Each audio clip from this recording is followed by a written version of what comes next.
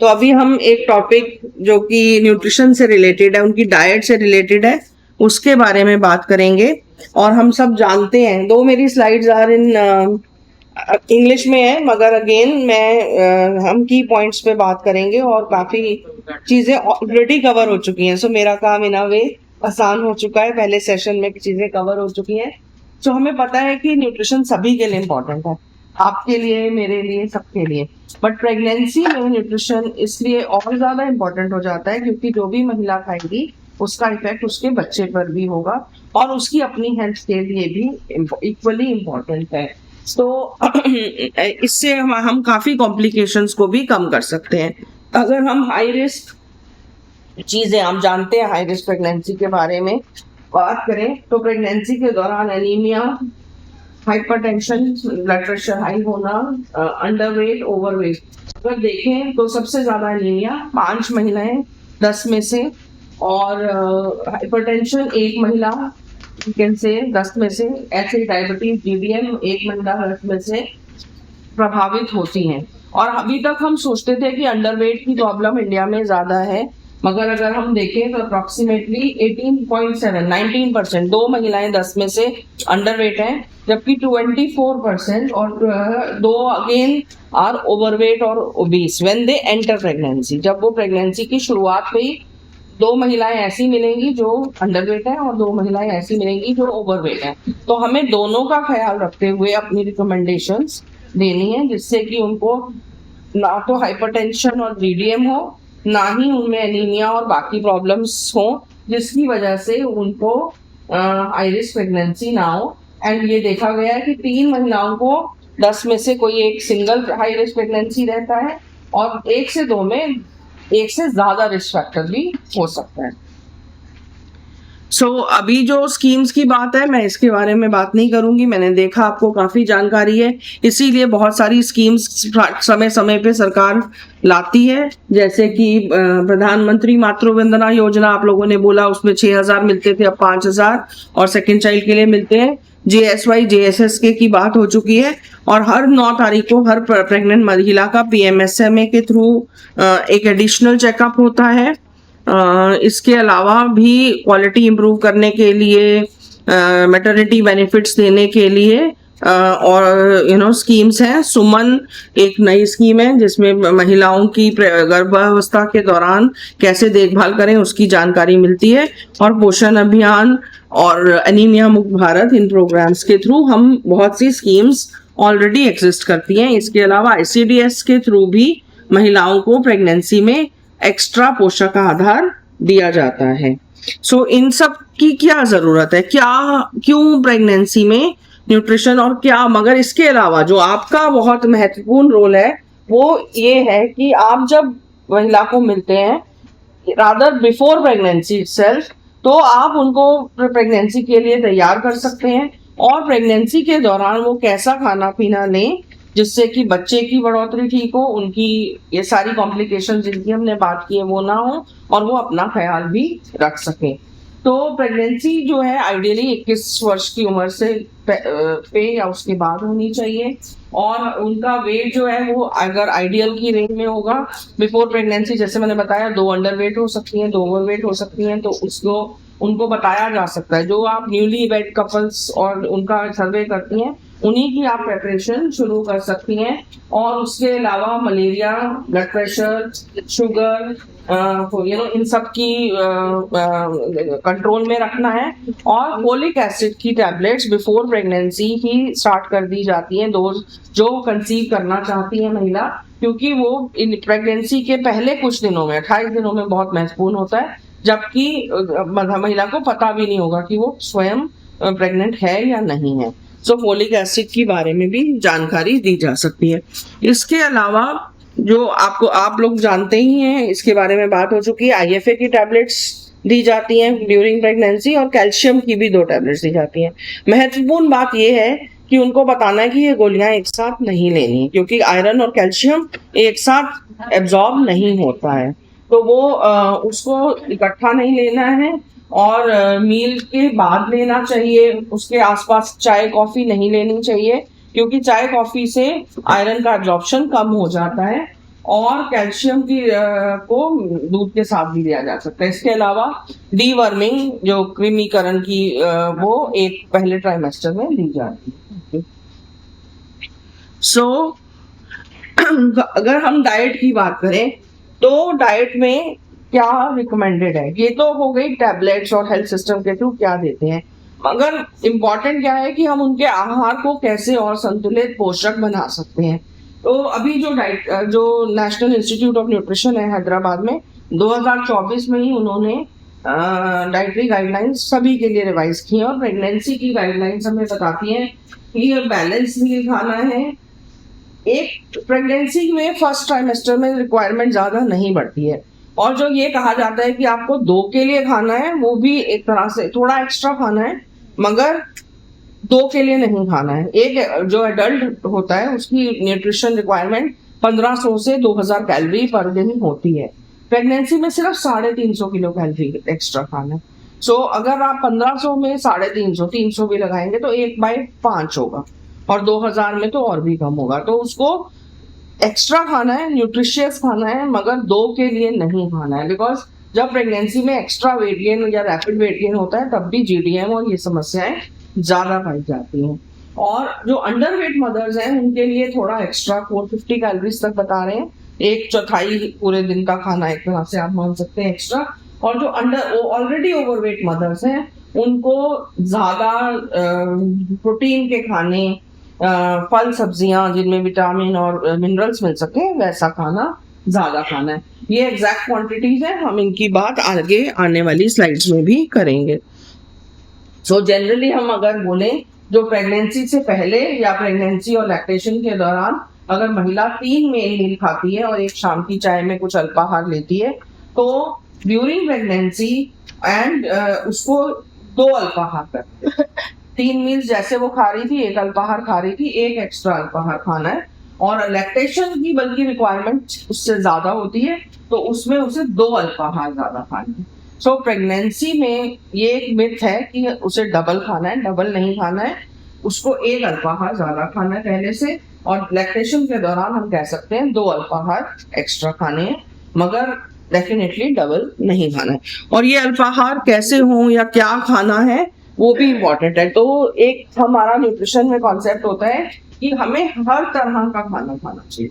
जब हम balance diet या न्यूट्रिशियस फूड की बात करते हैं तो ये प्लेट का कॉन्सेप्ट है। हमारी प्लेट में लगभग आधा फल और सब्जी होना चाहिए, कलरफुल भी और क्वांटिटी भी, दोनों चीजें आप देखें कि कितनी मात्रा में प्लेट जो है वो आधी जो है वो फल और सब्जी से भरी होनी चाहिए, वो उसकी मात्रा सबसे ज्यादा है। उसके बाद दूसरे नंबर पे आता है अनाज या मिलेट्स। आजकल हम बहुत से मिलेट्स वगैरह, तो जैसा लोगों को का जैसे खाते हैं वो, अगर वो गेहूं खाते हैं तो गेहूं खाएंगे, अगर चावल खाते हैं आजकल फोर्टिफाइड राइस भी मिल रहा है, और मिलेट्स भी आजकल काफी प्रमोट किए जा रहे हैं। तो कोई भी सीरियल्स खाएंगे वो लगभग इन दोनों से आधे हैं। ये अगर हमने 400 ग्राम और 100 ग्राम 500 ग्राम है तो ये उससे लगभग आधा है, 250 ग्राम है पूरा दिन में।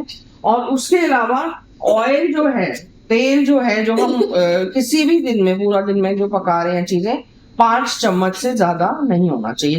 1 चम्मच, छोटा चम्मच 5 ग्राम का होता है, तो 25 ग्राम 30 ग्राम के बीच में ही पूरा दिन में खाना है, जिसे हम आम भाषा में बता सकते हैं कि 5 चम्मच एक पर्सन के लिए।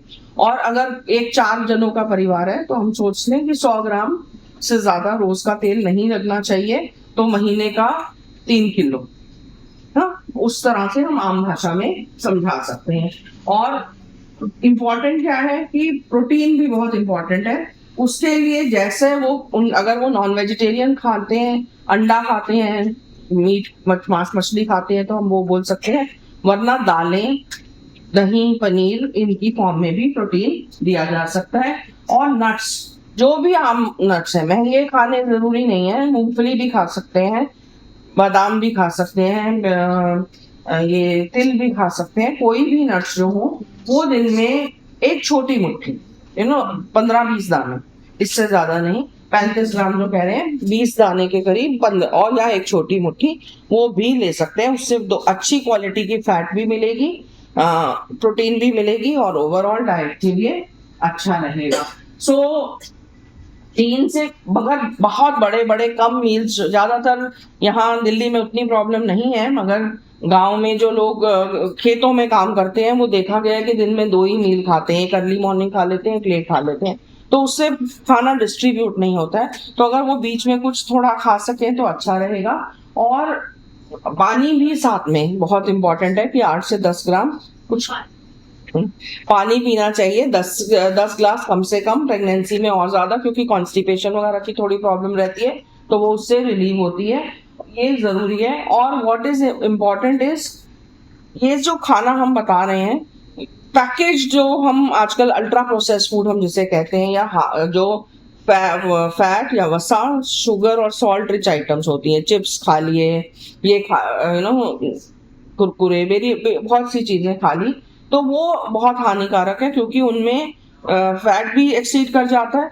एक ही पैकेट में पूरे दिन का फैट हो जाएगा, नमक तो ज्यादा ही हो जाएगा। और या अगर कोई मीठी ये पेप्स पी लिए, कोई भी जो ड्रिंक वो आते हैं, तो उनमें सिर्फ केवल चीनी रहती है, तो उनको अवॉइड करना है अपनी डाइट में भी, और जब बच्चा पैदा होगा उसमें भी, क्योंकि देखा ये जा रहा है कि जो छोटे बच्चे हैं उनको सीधा बिस्किट और इससे ही उनका खाना शुरू किया जाता है, जो कि बहुत हानिकारक है। सो आयरन रिच, क्योंकि एनीमिया की बहुत बात हुई है, तो आयरन रिच जो फूड है वो उसके साथ विटामिन सी भी इम्पोर्टेंट है, क्योंकि वो उसको एब्जॉर्ब करने में हेल्प करता है। आयरन रिच फूड अगर हम बात करें तो हरी पत्तेदार सब्जियां जो भी लोकल सीजन में है वो तो रहती हैं। उसके अलावा थोड़ा बहुत तिल अगर ले सकते हैं, उसमें भी आयरन मिल जाएगा, गुड़ में आयरन मिल जाएगा। उसके अलावा जब सीजन है और अगर साफ सफाई से खाएं तो तरबूज में आयरन की क्वांटिटी काफी होती है, तो ये खाने लिए जा सकते हैं। और साथ में अगर या दाल है उसको अंकुरित करके खाएं तो उसमें आयरन की एब्जॉर्प्शन बेटर हो जाती है, विटामिन सी की मात्रा बढ़ जाती है। विटामिन सी हमें संतरा, मौसमी, नींबू ऐसे खाने से मिलता है। उसके अलावा हरी मिर्च, जैसे हमारे यहाँ कई लोग हरी मिर्च खाने के साथ कच्ची भी खाते हैं, उसमें भी फ्रेश विटामिन सी उसमें रहता है। आंवला में विटामिन सी काफी होता है, तो ये चीजें खाई जा सकती हैं। क्योंकि फोलिक एसिड की, हम आयरन फोलिक एसिड दोनों साथ में देते हैं, तो फोलिक एसिड के लिए भी मैंने पहले ही बताया, एक तो टैबलेट्स प्री प्रेगनेंसी भी देनी जरूरी है। IFA टैबलेट्स लेंगे तो उसकी कमी नहीं आएगी, पर अगर हम हरी पत्तेदार सब्जियां खाएंगे तो फोलेट मतलब फोलियम लीफ से मिलता है, तो वो मिलेगा। और ओमेगा 3 रिच फूड्स इसीलिए अगर जो खा सकते हैं फिश वगैरह, जहाँ काम कर, सपोज आप ऐसे लोग हैं वहां बंगाली या जो लोग एक्सेप्ट करते हैं वो ले सकते हैं, या फिर आप कोई भी अखरोट है या जो भी नट्स हैं वो ले सकते हैं, उनसे हमें इसकी अच्छी क्वांटिटी मिलती है, और ये ब्रेन डेवलपमेंट में बहुत हेल्प करती है। जो बहुत बड़े बड़े ड्रिंक्स की आजकल एड्स आती हैं कि ये पीने से ब्रेन बनता है या कुछ है, मैक्सिमम ब्रेन डेवलपमेंट प्रेगनेंसी और पहले 2 साल में होता है। और उसके लिए अगर हम प्रोटीन और अच्छी क्वालिटी की फैट खाएंगे, तो स्पेशली अच्छी क्वालिटी की फैट खाएंगे तो हमें मदद मिलेगी। तो ये बहुत इंपॉर्टेंट न्यूट्रिएंट्स हैं और इनको हमें बताना है कि वो कैसे खाएं। तो जो ये 350 कैलोरीज की मैंने एक्स्ट्रा बात की, उसके साथ 10-12 ग्राम प्रोटीन की भी रिक्वायरमेंट बढ़ जाती है, फिर गुड क्वालिटी फैटी एसिड्स और विटामिन और मिनरल्स, तो उसको हमें अनाज से नहीं करना है। अगर मैं अनाज के फॉर्म में बताऊं तो मे बी 2 पराठे विल बी 350 कैलोरीज, या 3 फुलके, 3 रोटी, मगर हमें उसमें प्रोटीन लेना है। तो जो लोग अंडा खा सकते हैं, या मूंगफली की अगर हमने कोई चिक्की बना ली, या हमने कोई लड्डू बना लिए जिसमें तिल सीड या कुछ डाल दिया, साथ में हरी सब्जियों का क्वांटिटी को बढ़ाना है, हमें प्रोटीन वाली चीजों की क्वांटिटी को बढ़ाना है। प्रोटीन वाली चीजों का मतलब हो गया दूध, दही, पनीर। जो लोग वेजिटेरियन हैं, जो अंडा खाते हैं उनके लिए अंडा हो सकता है, और जो नॉन वेज खाते हैं उनके लिए नॉन वेज हो सकता है। वरना जो हमारी ये मूंगफली और जो ये ऐसे नट्स हैं वो भी प्रोटीन में अच्छी मात्रा में होते हैं। तो जो हमें ये एक्स्ट्रा खाना है वो इन श्रेणी से खाएंगे तो हमारी एनर्जी भी आएगी, साथ में प्रोटीन भी आएगी, और जो बाकी पोषक तत्व हमें चाहिए ग्रीन वेजिटेबल्स वगैरह, तो वो लेंगे तो वो भी मिलेंगे। और जो ओवरवेट वाली महिलाएं हैं, अगर वो सिर्फ ग्रीन वेजिटेबल्स और प्रोटीन वाली चीजें ही लेंगी तो उनके लिए भी एक्स्ट्रा जो पोर्शन की जरूरत है वो पूरी होगी। और जो अंडरवेट है उनके लिए इसकी क्वांटिटी थोड़ी सी बढ़ाई जा सकती है। पर हमें ये बताना है कि अगर हम लड्डू बोलेंगे तो वो छोटे छोटे 2 से 3 लड्डू, इससे ज्यादा एक्स्ट्रा फूड की रिक्वायरमेंट नहीं है। सो अगर हम पूरा दिन का डाइट प्लान देखें जो डाइटरी गाइडलाइंस के हिसाब से है, तो आप देख सकते हैं कि हर मील में हम बोलते हैं इसको तिरंगा खाना भी बोल सकते हैं, वो चीज जो हमें एनर्जी देती है, वो चीज जो हमें प्रोटीन देती है, और वो चीज जो हमें रोगों से रक्षा करती है। हर मेन मील में ये तीनों होनी चाहिए। जो चीजें हमें ताकत देती हैं या एनर्जी देती हैं वो ज्यादातर हमारे लिए अनाज या उसमें जब हम बनाने में फैट वगैरह लगाते हैं वो रहती है। जो चीजें हमें प्रोटीन देती है मैंने अभी ऑलरेडी बताया, वो जरूर होनी चाहिए। और जो हमारी रोगों से रक्षा करती हैं वो है सब्जी और फल। तो इसी तरह आप देख सकते हैं ब्रेकफास्ट में, लंच में, डिनर में ये चीजें तो होनी ही हैं। उसके और इवन बाकी मील्स में भी ये चीजें हम इंक्लूड कर सकते हैं। और ज्यादा मात्रा फ्रूट्स एंड वेजिटेबल्स की, जैसे मैंने प्लेट में दिखाया, आधी प्लेट आपकी वेजिटेबल्स एंड फ्रूट्स है, आधी से थोड़ी कम आपकी, 1/4 से थोड़ी कम आपकी अनाज है, और बाकी जो बच गया उसमें नट्स, प्रोटीन युक्त चीजें, फैट, शुगर सब है, और पानी बहुत बहुत इंपॉर्टेंट है। और जो अनाज भी लेंगे उसमें अगर हम साबुत अनाज लेंगे, दालें, तो उससे हमें फाइबर की मात्रा ज्यादा मिलेगी, तो हमारा कॉन्स्टिपेशन की प्रॉब्लम सॉल्व होगी पानी पीने से। और साबुत अनाज, तो अगर हम गेहूं खा रहे हैं तो हमें आटा लेना है, ना कि मैदा या सूजी, क्योंकि मैदा और सूजी में फाइबर कम हो जाता है आटे के मुकाबले। सो ये हमें ध्यान में रखने की बात है। क्या हम कुछ अंडरवेट और ओवरवेट मदर्स के लिए हम बोल सकते हैं, जैसे मैंने पहले ही बोला, दोनों के लिए actually vitamin C rich foods, आंवला, गुआवा, लेमन इंपॉर्टेंट है। कलरफुल हम बोल सकते हैं 5 फल या सब्जियां दिन में।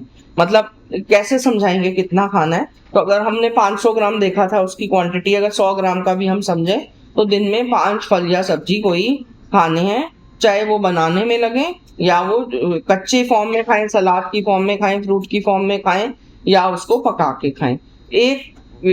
दो बहुत महंगे हैं, मगर इनमें भी सीजनल वाले हमें रिकमेंड करने हैं। हमको महंगे फल या सब्जी रिकमेंड नहीं करने हैं, मगर मात्रा उनकी इस हिसाब से हो कि वो 4 या 5 फल या सब्जी दिन में खाने हैं। किसी टाइम कच्चा और सलाद की फॉर्म में खा सकते हैं, और ऑब्वियसली मेन मील में तो पका के खाएंगे, वरना आटे में गूंद कर उसकी रोटी बना सकते हैं। दही में, अगर हरी सब्जी वैसे नहीं खा पा रहे हैं तो उसको दही में, रायते में की फॉर्म में ऐड कर सकते हैं।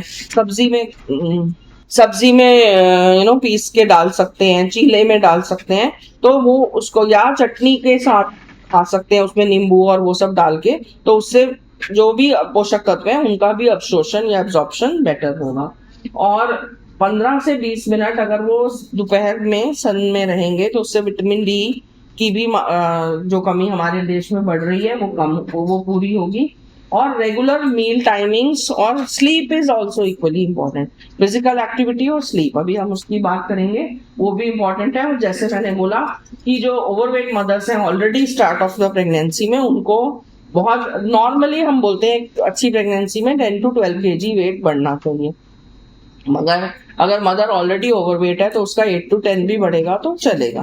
तो प्रोवाइडेड शी इज चूजिंग कि वो बाकी जो चीजें हैं वो जैसे प्रोटीन रिच और वेजिटेबल्स और फ्रूट रिच चीजें सेलेक्ट कर रही है, जिससे कि बाकी पोषक तत्व उसे मिल सकें। टी और कॉफी है जो उसका सेवन कम करना है। किसी भी फॉर्म में अगर वो टोबैको लेते हैं वो उसको सेवन को कम करना है। Smoking, alcohol has to be avoided. साथ ही फूड की हाइजीन भी बहुत इंपॉर्टेंट है। हम बहुत अच्छे से अच्छा पोषक खाना बना लें, मगर अगर उसमें सेफ नहीं है, अगर उसमें कोई इन्फेक्शन आ जाएगा तो ऑब्वियसली वो, अगर हम हरी पत्तेदार सब्जियां कई बार माएँ क्यों नहीं दे पाती हैं, क्योंकि उनके पास पानी की कमी है, वो उसको अच्छे से धो नहीं पाती हैं, तो उससे फिर बच्चे डायरिया हो जाता है। तो वो बहुत इंपॉर्टेंट है कि जो फूड हम बनाएं वो बहुत स्वच्छ और ताज़ा हो, और वेजिटेबल्स को अच्छे से धोएं, कटिंग से पहले उसमें मिल्क को अच्छे से बॉईल करें, ज्यादा अगर फ्रिज में मतलब 2-3 घंटे तक बनाने के बाद खाना सेफ रहता है। बहुत बासी खाना खाएंगे तो उसमें भी फिर इन्फेक्शन के चांसेस बढ़ जाते हैं। जो भी खाना है उसे स्टोर प्रॉपरली कवर करके रखना है। खाना पकाने से और खाने से पहले हाथ धोना बहुत इम्पोर्टेंट है। और रॉ जो भी कच्ची चीजें हैं और जो पकी हुई चीजें हैं उनको इकट्ठा स्टोर नहीं करना है, अलग अलग स्टोर करना है। और अपने बर्तन भी साफ सफाई से देखने हैं। फिजिकल एक्टिविटी के भी बहुत एडवांटेजेस हैं। 20 से 25 मिनट तक डेली ब्रिस्क वॉक कर सकते हैं। या अगर योगा किसी के सीख कर, मतलब कोई ऐसा आसन नहीं करें जो कि नहीं हो, और स्लो वॉकिंग तो कर ही सकते हैं। मदर को कुछ कुछ आसन जो यहाँ मेंशन्ड है वो कर सकती हैं। और अपने जो फिजिकल एक्टिविटी वॉक करने से या कोई प्राणायाम और मेडिटेशन करने से स्ट्रेस भी कम होता है और उनकी फिजिकल हेल्थ भी इम्प्रूव होती है। पर्सनल जैसे खाने में साफ सफाई का ख्याल रखना है, वैसे ही पर्सनल हाइजीन का भी इक्वली इम्पोर्टेंट है कि वो ख्याल रखेंगे। अगेन उसमें ब्रशिंग, चप्पल पहनना, प्रॉपर हाथ धोना टॉयलेट के बाद या एनिमल को छूने के बाद, साफ सफाई करने के बाद, बच्चे को खिलाने से पहले, ये सब बहुत इम्पोर्टेंट है। और हैंड वॉशिंग भी पूरा प्रॉपर तरीके से, आप I think you are all आप जानते हैं, तो ये चीजें करनी है। अभी तक बार बार बात होती आई है कि हमें हस्बैंड और मदर इन लॉ को इन्वॉल्व करना है। तो जैसे वो कोई डिसीजंस अपनी कहाँ डिलीवरी कराएंगे, क्या करेंगे, वो नहीं ले पाते हैं। कई बार ये खाने की जानकारी भी अगर मदर इन लॉ को नहीं होती है या हस्बैंड को नहीं होती है तो फिर वो अपने हिसाब से जो उनको सही लगता है, कई बार बहुत फैट रिच चीज़ें रिकमेंड की जाती हैं या कुछ एक्स्ट्रा चीज़ें नहीं दी जाती हैं, तो वो हमें इन्वॉल्व करना बहुत ज़रूरी है ताकि मदर को प्रॉपर सपोर्ट मिल सके फैमिली से इन चूजिंग द राइट फूड्स, कि कौन से ठीक चीज़ें उनको कौन सी बढ़ानी है और कौन सी नहीं बढ़ानी है। ज़्यादा अगर कुछ ट्रेडिशनल चीज़ें होती हैं जो बहुत ज़्यादा उनमें फैट रहता है, वो हमें नहीं बढ़ानी है। तो ये बहुत बहुत इम्पॉर्टेंट है। These are the main points. और इस सब में आपका रोल बहुत बहुत इम्पॉर्टेंट है, क्योंकि आप महिला को शादी के बाद से, न्यूली वेड कपल से ही आप उनके कांटेक्ट में आते हैं। अभी प्री कंसेप्शन जिसे कहते हैं, प्रेगनेंसी से पहले की लिए बहुत ज्यादा गाइडलाइंस नहीं है, मगर उन पे बहुत बातचीत हो रही है और वो बनेंगी और वो बहुत जल्द परहैप्स दे विल बी किसी प्रोग्राम का हिस्सा होंगी। मगर आप तभी से उनको जानकारी देना एक बैलेंस डाइट के बारे में शुरू कर सकते हैं।